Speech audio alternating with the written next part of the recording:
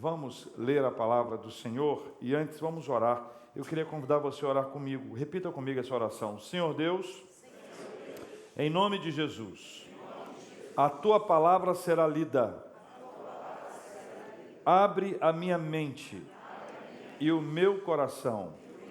Ilumina-me para que eu venha receber a palavra do Senhor e que esta palavra mude a minha vida, em nome de Jesus. Amém. Filipenses 4, versículos 8 e 9. Finalmente, irmãos, tudo que é verdadeiro, tudo que é respeitável, tudo que é justo, tudo que é puro, tudo que é amável, tudo que é de boa fama, se alguma virtude há e se algum louvor existe, seja isso o que ocupe o vosso pensamento. O que também aprendestes e recebestes e ouvistes e vistes em mim, isso praticai, e o Deus da paz será convosco. Amém. Quero começar pelo começo do versículo 8, quando o apóstolo Paulo faz uma referência importante ao finalmente irmãos. Irmão. O Evangelho nos faz irmãos. O Evangelho nos faz filhos do mesmo Pai, herdeiros da mesma missão, a missão de anunciar as boas novas. O Evangelho nos aproxima. O Evangelho aproxima pessoas diferentes. O Evangelho aproxima pessoas completamente diferentes. O Evangelho aproxima quem gosta de A e quem gosta de B, e quem gosta de A pode caminhar junto com B. O Evangelho ensina, a palavra de Deus nos ensina que o Evangelho, ele é para judeu, é para gentio, ele é para grego, ele é para escravo, ele é para livre, ele é para homem, para mulher, ele é para pobre, ele é para rico, para flamenguista, para vascaíno, botafoguense, tricolor, Madureira, América e qualquer outro time. O Evangelho nos faz ser irmãos. O que nos faz ser irmãos não é a nossa identificação. O que você faz aos domingos? Vou à igreja. Opa, então é meu irmão? Não. O que nos faz ser irmãos é o Evangelho. O Evangelho é que traz para nós alguma coisa muito diferente. Primeiro, o Evangelho me ensina que eu tenho o mesmo Pai. E aí nós somos irmãos. E enquanto irmãos, nós precisamos lembrar que só tem o mesmo Pai. E só pode ser pai, filho do mesmo Pai. E irmãos, aquele que tem o Espírito Santo. Então, quem nos aproxima uns dos outros é o Espírito Santo. Ele que me faz perceber alguma coisa extraordinária que há em você, e eu passo a te admirar, a reconhecer alguma coisa boa em você, mas não é apenas uma admiração superficial, é alguma coisa espiritual, é alguma coisa sobrenatural, que só o Senhor nos faz perceber a bênção de sermos irmãos. Finalmente, irmãos. Esses irmãos, eles são filhos adotados. Esses filhos foram adotados pelo mesmo pai. Esses filhos adotivos foram adotados pelo mesmo pai, trazidos para perto. E o filho adotivo é aquele que a gente escolhe. E é aquele que de alguma forma também nos escolhe. Mas o processo dessa aproximação, esse movimento de Deus ao nos amar e ao nos adotar, gera outros dois movimentos importantes. O primeiro, de Deus em nossa direção, ao nos amar e ao nos adotar. Então ele vem, ele nos ama, ele nos adota. Como resultado disso, dois outros movimentos aparecem. O primeiro, dos filhos em direção ao Pai. Alguém amado e adotado por Deus passa a querer estar na presença do Pai. A gente descobre um prazer de estar na casa do Senhor ou na presença do Senhor que não havia antes. Quando eu me percebo, quando eu me descubro amado por Deus, eu quero estar na presença dEle. Eu quero estar com Ele. Eu quero ouvir a sua voz, eu quero conversar com Ele, eu quero adorar, eu quero encontrar com outras pessoas que também, iguais a mim, viveram ou vivem este relacionamento especial. Primeira, dos filhos em direção ao Pai. A segunda é dos irmãos na direção uns dos outros. Quando eu descubro que eu sou amado e que eu fui adotado, eu passo a caminhar em direção ao Pai. Esse é o primeiro movimento que decorre do movimento anterior. O segundo é que nós passamos a nos conectar. Eu passo a procurar o meu irmão, a minha irmã passa a procurar a minha irmã, e nós passamos a viver uma conexão que aparentemente é fruto apenas da nossa identificação, mas é sobretudo alguma coisa espiritual que Deus nos faz. Ou seja, dos irmãos na direção uns dos outros, então Deus nos aproxima uns dos outros. Quem nos aproxima uns dos outros é Deus. Agora, quem nos afasta uns dos outros?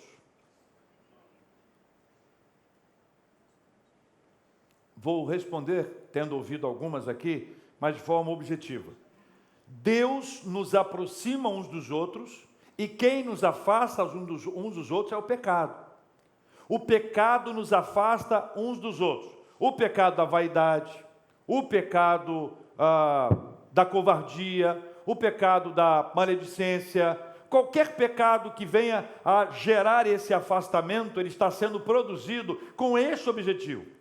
A Bíblia diz que onde 2 ou 3 pessoas estiverem reunidas, ali o Senhor estará. A quem interessa que 2 ou 3 pessoas não se reúnam? O pecado faz isso. Nós poderíamos ter 2, 3 pessoas clamando ao Senhor, mas elas brigam. Já viu pessoa que briga? Não. Conhece alguém? Já passou por essa experiência? 2, 3 pessoas que poderiam estar ali, na presença de Deus, clamando ao Senhor, buscando ao Senhor, mas de repente, por uma questão de probleminha, que aconteceu lá em 1519, de alguma coisa que falou, de um certo olhar, que eu acho que não foi um bom olhar, que me olhou de cima a baixo, ou que me disseram, que falaram que, e aí por conta disso eu me afasto, e as pessoas se afastam. Pessoas que poderiam andar juntas e servirem juntas na casa do Senhor, acabam afastadas por causa do pecado. Deus nos aproxima uns dos outros, mas o pecado, ele nos afasta. O pecado nos tira esse privilégio da comunhão e do relacionamento que nós precisamos ter com o Senhor. É por isso que Paulo, inspirado pelo Espírito Santo, chama a nossa atenção para aquilo que deve ocupar a nossa mente. E veja que isso está destacado no versículo 2. Acompanhem comigo a leitura do versículo 2. Rogo a Evódia e também a quem? A Sintique, pensem concordemente no Senhor. A ideia é que elas possam pensar, trazer o mesmo pensamento diante do Senhor, no reino de Deus, na obra de Deus, ou no Senhor. Pensar, ajustar, afinar, mas não numa questão de pressão. Eu vou te convencer para que você pense igual a mim, mas é algo espiritual. Quem faz isso é o Espírito Santo de Deus. Eu abro mão do meu posicionamento em relação ao seu, não é porque você ganhou ou eu perdi, mas porque quem me comoveu, quem me moveu, quem me dirigiu, foi o Espírito Santo de Deus. Na sequência do texto, você vê que o tema do pensar, ele está aqui para que ocupe o nosso pensamento, tem essa questão de pensar concordemente. A gente leu o versículos 8 e 9, e é necessário que você entenda uma palavra que é importante para a gente associar nesse instante, que é a palavra metanoia. A palavra metanoia, ela propõe para nós o entendimento de que Deus faz em nós uma mudança de mente. Há uma mudança de mentalidade. Em alguns lugares na Bíblia, a palavra do Senhor diz assim: aquele que roubava, não roube mais. Aquele que adulterava, não adultere mais.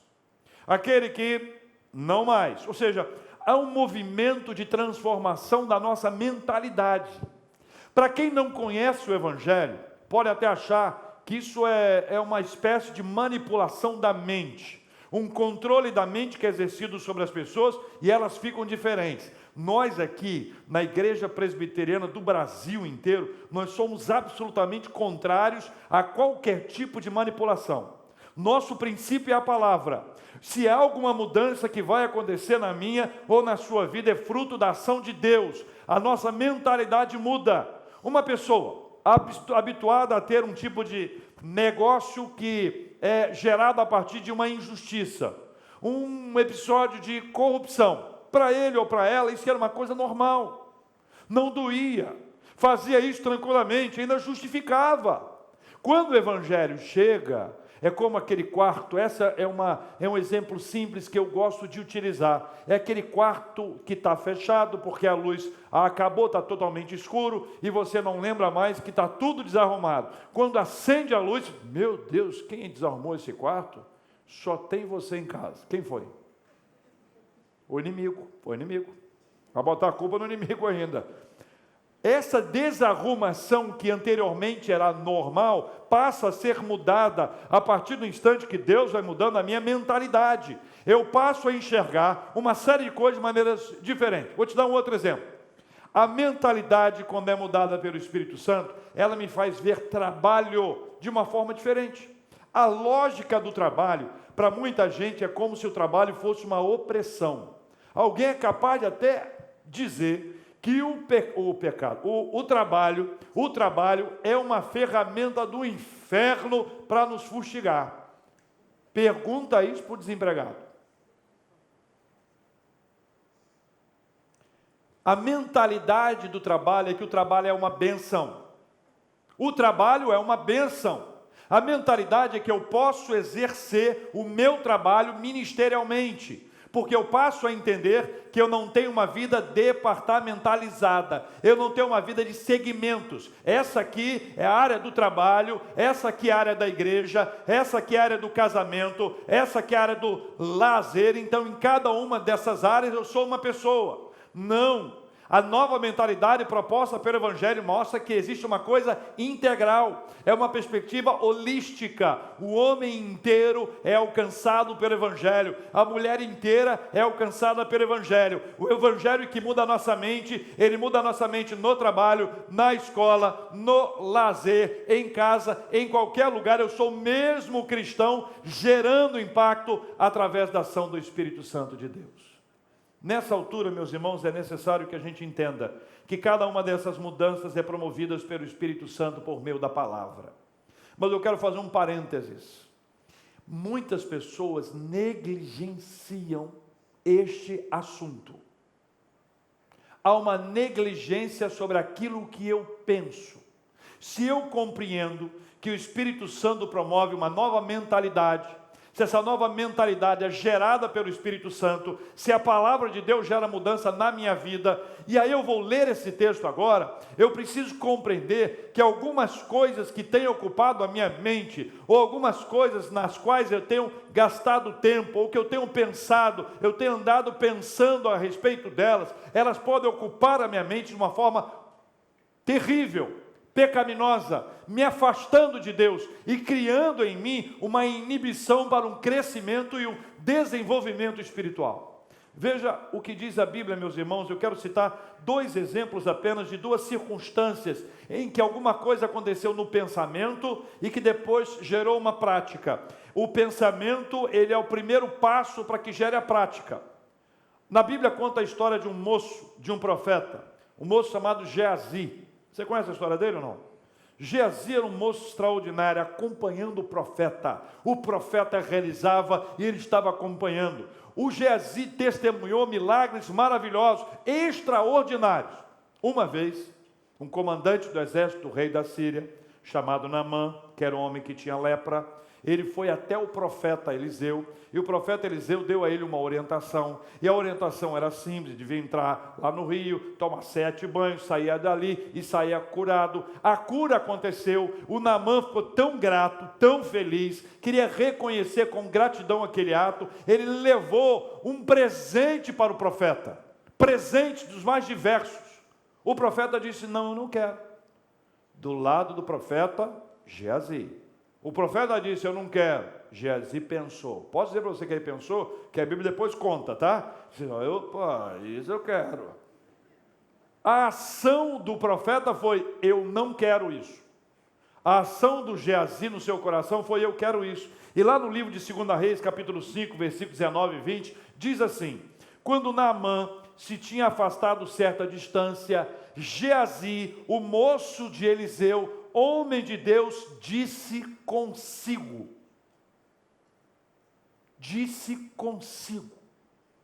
pensou. É o pensamento que habitou a sua mente. Ele disse: eis que o meu Senhor impediu a este Ciro Naamã que da sua mão lhe desse alguma coisa do que trazia.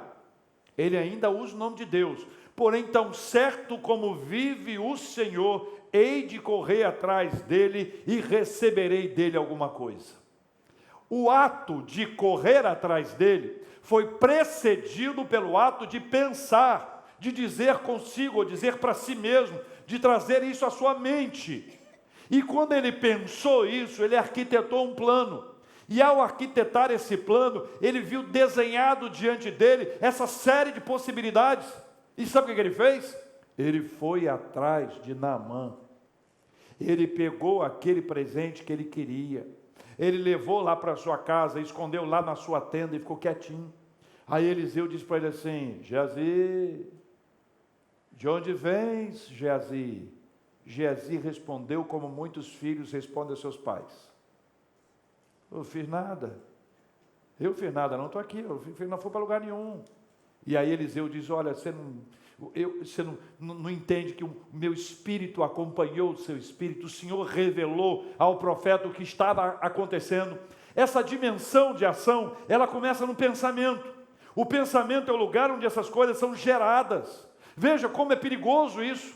Aquilo que eu alimento a minha mente, aquilo que eu penso, pode resultar num problema grave. A atitude de Geazi foi resultado da cobiça do seu coração. Ele era alguém que queria alguma coisa que não lhe pertencia. Ele desejou ter aquilo que não era dele. Ele almejou conquistar alguma coisa que não era para ele, mas aquilo nasceu no coração dele. Ouvi uma pessoa dizendo uma vez que o homem casado, quando tem uma relação extraconjugal, alguns deles dizem assim, ou mulher, diz assim: não sei como isso aconteceu. Não. É um passo a passo. Você já viu falar de alguém que tropeçou na pedra da Gávea? Ouviu falar ou não? O fulano estava andando, indo para a Zona Sul, tropeçou na pedra da Gávea. Ouviu falar ou não? Ninguém tropeça em pedra grande. A gente tropeça em pedra pequena. Nasce no coração. Você está entendendo isso? Jesus, no Novo Testamento, trouxe uma perspectiva mais completa ainda. Jesus disse assim: aquele que, ele diz assim, vou dizer o que ele diz: ouvistes que foi dito, não adulterarás. Eu, porém, vos digo, qualquer que olhar para uma mulher com intenção impura no coração, o que diz a Bíblia? Já adulterou com ela. Meu Deus, isso complicou o negócio. Até ali era o ato. Na perspectiva judaica, o adultério era o ato. Na perspectiva de Cristo, o adultério é o pensamento. Quando ocupa o coração, vai muito mais profundo, trabalha muito mais aquilo que é real, as nossas entranhas, aquilo que nós escondemos dos outros, aquilo que é alimentado. O adultério não acontece de uma hora para outra. O roubo, o furto, o desvio, a corrupção não é de uma hora para outra. Isso acontece num processo, e esse processo começa na nossa mente. E ao trabalhar a nossa mente, movida pelo Espírito Santo de Deus, enchendo da palavra de Deus a nossa mente, nós teremos como resistir a isso. Enquanto nós enchemos a nossa mente com aquilo que desagrada a Deus, com aquilo que não glorifica ao Senhor, nós estaremos fragilizados e vulneráveis a todas essas coisas. E aí, Paulo nos prepara para entender o pensamento. Ele diz que a gente deve cuidar do pensamento. Veja, seja isso que ocupe o vosso pensamento. E aí nós vamos vendo o que a Bíblia diz. Veja, ele faz uma lista de coisas importantes no versículo 8. O que a gente deve andar pensando? O que deve encher a nossa mente? Finalmente, irmãos, tudo que é... Leia comigo o versículo 8. Está na Bíblia aqui, ó, na Bíblia. Finalmente, irmãos, tudo que é verdadeiro. E verdadeiro aqui é aquilo que se pode confiar, é a doutrina da fé, é o Evangelho. O Evangelho é a palavra da verdade. Jesus disse: eu sou o caminho, a verdade e a vida. a verdade, verdadeiro, aquilo que se pode confiar, a doutrina da fé, o Evangelho é a palavra da verdade, quem o conhece, conhece a verdade, a mentira tem como pai o diabo. Nós trabalhamos aquilo que é verdadeiro é a palavra do Senhor. Quando eu conheço a verdade me liberta. Jesus disse, e conhecereis a verdade, e a verdade... Para ser liberto, para ter a experiência da liberdade, é preciso conhecer a verdade. É o conhecimento da verdade que gera liberdade. O conhecimento da verdade que gera liberdade. O Senhor nos liberta dessas prisões absurdas, seja mentais, emocionais, espirituais, através do conhecimento da verdade. Encha o seu coração e a sua mente com o Evangelho, é o Evangelho da verdade. O Evangelho é a palavra de Deus. O Evangelho é a boa nova. O Evangelho é uma semente que brota dentro de nós. Quando nós lemos, nós aprendemos, nós desenvolvemos, nós crescemos. Tenha sempre a verdade na sua mente. A segunda palavra que ele apresenta, qual que é? Tudo que é? Respeitável.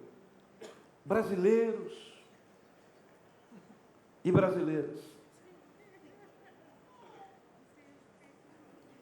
Respeitável é o mesmo que honesto. O sentido de respeitável é aquilo que é cheio de honestidade, aquilo que é sério, aquilo que é digno. Imagine bem, num país hipotético, de algum lugar do planeta, onde a corrupção tenha devastado a política, onde políticos tenham ficado milionários, empresários milionários, pessoas foram enriquecidas a partir da corrupção. E como resultado da corrupção, as pessoas com menos condições ficam horas e horas nos hospitais para serem tratadas, e algumas delas não recebem o tratamento correto. E em razão da corrupção, o remédio necessário para essa enfermidade não chega à pessoa. E porque não chega o remédio, a pessoa definha e morre. Num país hipotético em que isso viesse a acontecer, um país riquíssimo, supondo que esse país tivesse uma terra extraordinária, supondo que esse país que tem uma terra extraordinária pudesse plantar, e aquilo que planta produz, aquilo que planta frutifica, que tem riquezas minerais extraordinárias, riquezas hídricas maravilhosas, e ainda que esse país tivesse uma natureza esplendorosa, a ponto das pessoas chegarem e dizerem: meu Deus, o que é isso? Imagine, hipoteticamente, num país como esse, se cada dia mais gente tivesse no pensamento aquilo que é respeitável, aquilo que é honesto, aquilo que é digno, aquilo que é sério, onde a corrupção não tem espaço entre nós. Não aceitamos corrupção em hipótese alguma. Onde ela não entra na nossa vida, onde ela não investe no nosso relacionamento, nós não aceitamos. Pastor, e o negócio do IPVA? Agora tem PVA, tem 4 negócios. Você esquece um, você esquece o outro. Parou? Não tem jeito? Multa? Não tem conversa. Não tem agrado. Não fica bem para um cristão. Uma vez eu estava em alta velocidade, uma coisa raríssima de acontecer. Fui parado, o policial me parou na estrada e disse: o senhor estava acima da velocidade. Eu falei: rapaz, eu acho que eu estava mesmo. Eu estou indo para um casamento. Ah, o senhor vai participar? Eu falei: não, vou realizar. Olha, vamos conversar aqui? Vamos. Conversa sempre uma coisa boa. Aí me chamou para um canto, eu fui lá com ele, sabia o que ia acontecer, não sabia.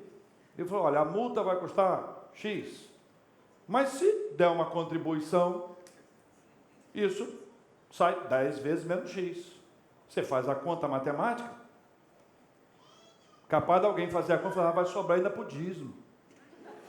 Tem gente que é assim, pode ter certeza. Acha que vai santificar o dinheiro depois que faz essas coisas. Eu olhei para ele e falei assim, rapaz, eu sou pastor. Você acha que fica bem? O que você acha? Ele também o senhor não precisava falar assim, né? Não sei mais o que eu falo. Meu filho, tem que multar, multa. Tem que multar. É na pequena coisa. Não adianta a gente reclamar do camarada que roubou bilhões e milhões e milhões e está pagando por isso lá. Ou aqueles que não estão pagando ainda. Mas seu dia vai chegar. Deixa eu olhar para a câmera. Seu dia vai chegar. Não há nada oculto que não venha a ser revelado. Seja diante de nós ou diante de Deus. Perfeito? Respeitável. O que mais que fala a Bíblia aí?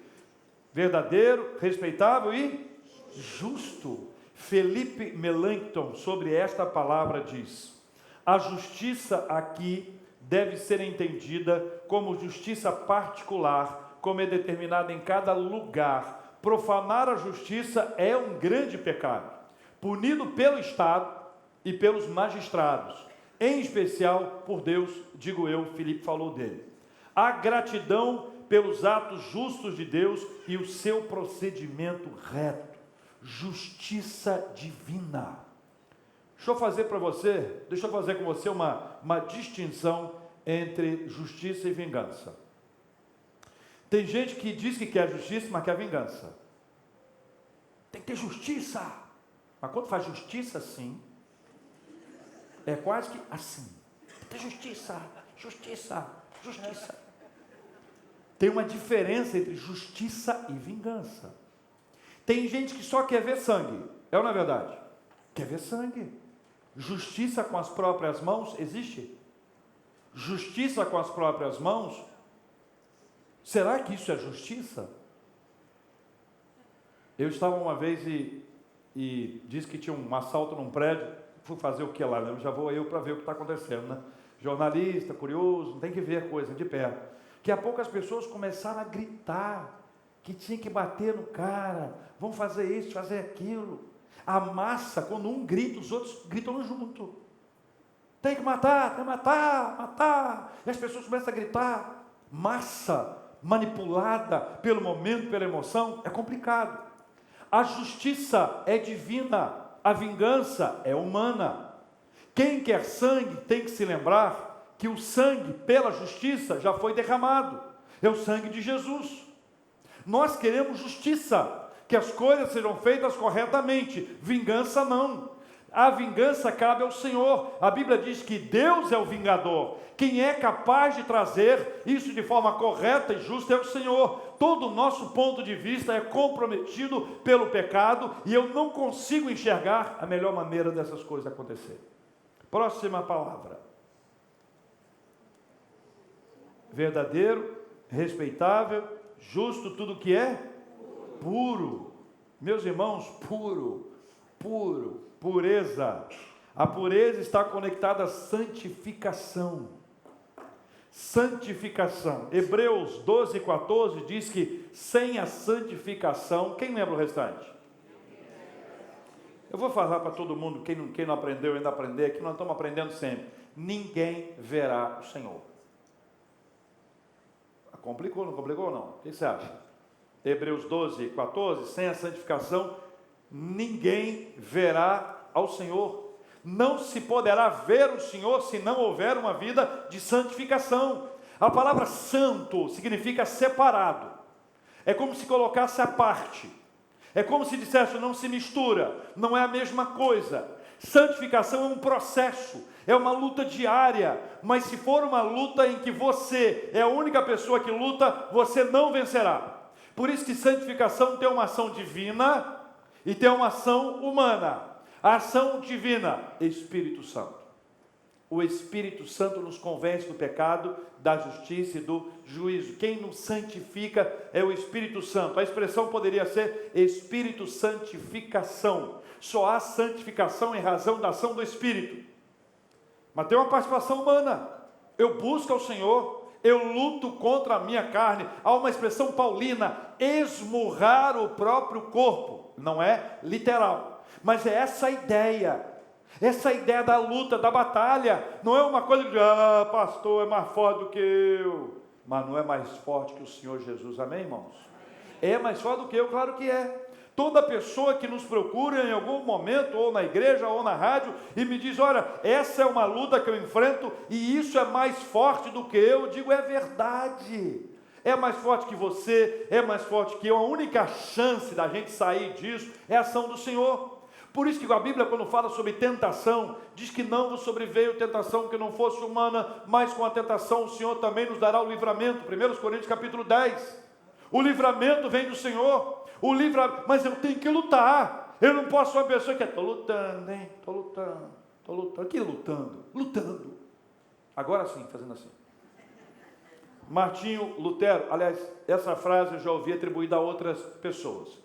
Toda frase que todo mundo começa a dizer que tem autor, eu digo assim, atribui-se a Martinho Lutero a seguinte frase: não podemos impedir que os pássaros voem sobre as nossas cabeças, mas podemos impedir que eles façam ninhos sobre elas. Assim também não podemos nos livrar de sermos tentados, mas podemos lutar para não cairmos em tentação. E é uma parte da oração do Pai Nosso, né? Não nos deixes cair em tentação. A próxima palavra qual é, meus irmãos? A palavra amável. A palavra amável, lógico, tem a ver com amor, tem a ver com ser amado, tem a ver com amoroso. O alvo do amor de Deus, que recebe o amor de Jesus, aprende a amar. E aí eu passo a ter pensamentos de amor e não de ódio. Vou dar um exemplo, vê o que você acha. Uma pessoa te faz mal, brigou com você, falou mal de você, te bloqueou no WhatsApp. Tem gente que sofre com isso, não sofre? Passa mal, tem que tomar Rivotril, diazepam, água com açúcar. Ai, me deu um bloco, acabou minha vida. Ai, gente, vamos parar com esse negócio, a gente não tinha isso alguns anos atrás. Quando eu era pequeno, já contei isso, quando eu era pequeno, a gente pegava uma pedra, riscava no paralelepípedo, riscava assim, e dizia assim, é sua mãe, e pisava. Não tem crente que aguenta isso.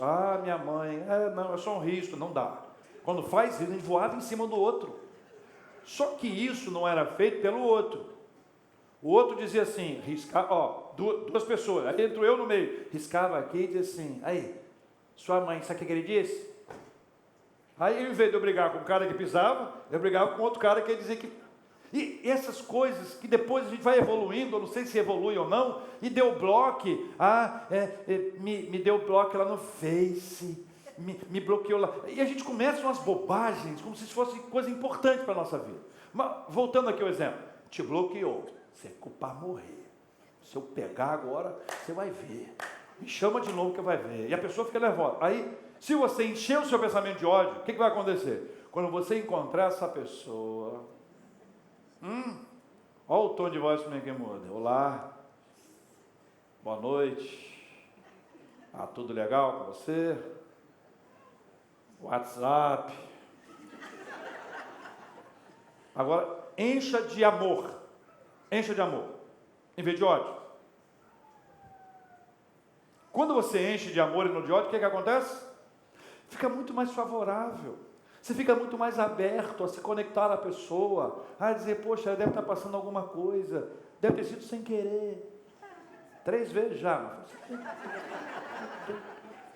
Perdoar. Sabe o amor? Não é diferente? Quando você se aproxima de alguém assim, Jacó e Esaú, lembra daquela briga feia que eles tiveram? Aliás, não tiveram briga, né? Eles tiveram um probleminha. Um queria matar o outro, coisa simples. Irmãos, coisa de menino. Quando papai morrer, eu vou acabar com ele. Coisa de garoto. Mas pelo sim, pelo não, a mãe disse, foge daqui, porque seu irmão é muito bravo. Ele foi embora. Anos separados. No tempo da volta, aconteceu uma coisa incrível. Jacó estava voltando. E ele voltou montando um monte de estratégia. Botou muita gente na frente, deixou os filhos dele atrás, mulher e os filhos, misturou todo mundo, mandou presente. E o presente era uma maneira de amenizar, sabe? Diz assim, olha, tem gente que faz isso, não tem? A pessoa briga, em vez de pedir perdão, manda um presentinho. Às vezes nem é tão presente assim. Quando os irmãos se encontram, acontece um negócio extraordinário. Porque Esaú, quando se encontra com Jacó, ele pula no pescoço de Jacó para dar um beijo. Acabou o problema. Não há problema mais. Pensamento de amor e não de ódio. Sabe quando você trabalha isso e vai buscando no Senhor? De onde vem isso se não for da palavra? Tudo que é amável. Tudo que é amável. Continue o texto bíblico comigo. Tudo que é de boa fama. Boa fama é boa reputação. Meu Deus do céu, nem vou aprofundar. Porque o que é de boa fama gera uma imagem pública favorável. Ele não gera escândalo, não produz crise espiritual. A boa fama, aquilo que vai ocupar a minha mente, que tem boa reputação. Quantas coisas que eu tenho assistido, quantas coisas que eu tenho pesquisado. Eu leio um livro, estou dizendo que eu leio porque eu estou lendo há muito tempo. O nome do título do livro é Todo Mundo Mente. Sou livro mentiroso. Todo mundo mente, o autor deve estar mentindo que eu minto. Certamente eu não minto. E ele faz uma pesquisa profunda, Big Data, Google, uma série de coisas. Ele traz uma explicação simples. Ele diz, olha, você, as pessoas, né? As pessoas mentem no Instagram. Tá mal, faz uma foto. Tá mal. Faz no Face, se sentindo não sei o que lá, certo? Ele diz, as pessoas mentem para as redes sociais, mas ninguém mente para o Google. Porque para o Google, quando você quer fazer uma pesquisa, você tem que dizer a verdade. Que se você não disser a verdade para o Google não te dá aquilo que você está procurando. Então ele diz que o Google virou um oráculo da verdade. Porque você é sincero para o Google. Você é mais sincero para o Google que para você. Você é mais sincero para o Google que para o seu cônjuge. Mais sincero para o Google que para os seus pais. Por quê? Porque você tem que dizer a verdade para o Google o tempo inteiro. Você está procurando o quê? Procurando isso assim, sensato. Supondo que você esteja procurando uma coisa errada. Procurando a coisa errada. Procurando a coisa errada. Vai aparecer a coisa errada. Aí você diz, meu Deus, não sei como isso apareceu aqui. Ao Google, não sabe. Ah, bobinho. Lembra aquele dia não que você procurei uma coisa errada? Termina o texto. Se alguma virtude há, e se algum louvor existe, seja isso o que ocupe o vosso pensamento. Isto é, meus irmãos, a gente acaba lidando a vida toda com um monte de coisas. E a gente negligencia um ponto fundamental, que é a questão da nossa mentalidade, do nosso pensamento, aquilo que deve ocupar a nossa mente. Se você esperava um conjunto de regras, uma ficha completa de regras, pastor, o que é que pode? Pode dançar? Dançou. Pode isso? A igreja presbiteriana não tem isso. Nós não gostamos de regrinha. Sabe o que a gente gosta? De gente que pensa. Gente que se dobra diante de Deus e pede, Senhor, pera um minutinho, se algum lugar da minha vida eu tenho pensado naquilo que não é verdadeiro, naquilo que não é respeitável, naquilo que não é justo, naquilo que não é puro, que não é amável, que não é de boa fama, Senhor, tenha misericórdia de mim. Porque nós não podemos lutar contra os pássaros que querem fazer ninho sobre a nossa cabeça, eles passam, mas fazer o ninho não. Nós temos que lutar. Só que essa luta é uma luta espiritual. Nós precisamos da ação do Espírito Santo de Deus na nossa vida, para lutar contra aquilo que não nos faz bem, aquilo que nos afasta do Senhor e da sua palavra. Termina o apóstolo Paulo no versículo 9 dizendo, o que também aprendestes e recebestes e ouvistes e vistes em mim, isso praticai, e o Deus da paz será convosco. Entenda, irmãos, eu posso ouvir, e ouvir é muito bom. Eu posso trazer isso para o meu coração, isso é muito bom, mas se não botar em prática, não serviu para nós. Eu quero orar com você. E eu quero pedir ao Senhor que te ajude e me ajude. Porque se pegar essa lista aqui, e se essa lista fosse uma prova, que nota você tiraria na prova?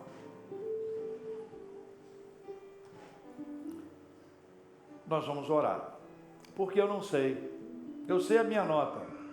Mas você sabe a sua nota. Nós sabemos que nós estamos precisando dessa graça de Deus sobre a nossa vida.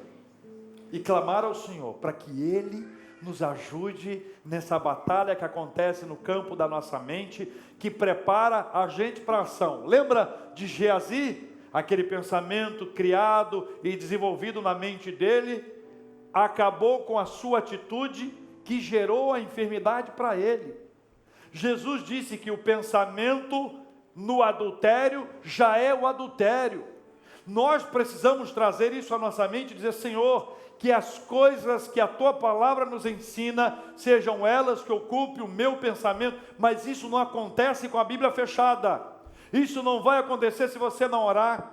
Não vai acontecer se você encher a sua mente com música que não glorifica ao Senhor, se você não buscar ao Senhor enquanto você puder e clamar ao Senhor e estar na presença dEle. É uma luta que dura só uma vida inteira, mas cada dia de vitória é uma bênção preciosa que Deus vai gerar sobre a sua vida. Entenda, nós negligenciamos isso, cuidamos de todas as outras coisas, mas esquecemos de cuidar da nossa mentalidade. E a nossa mentalidade é mudada pelo Espírito Santo de Deus. Nós vamos cantar, e eu queria orar com você. Se o Espírito Santo falou com você, que você precisa dessa renovação da parte de Deus, e de oração nessa área, desde o seu lugar, vem aqui à frente, que nós vamos orar juntos em nome de Jesus.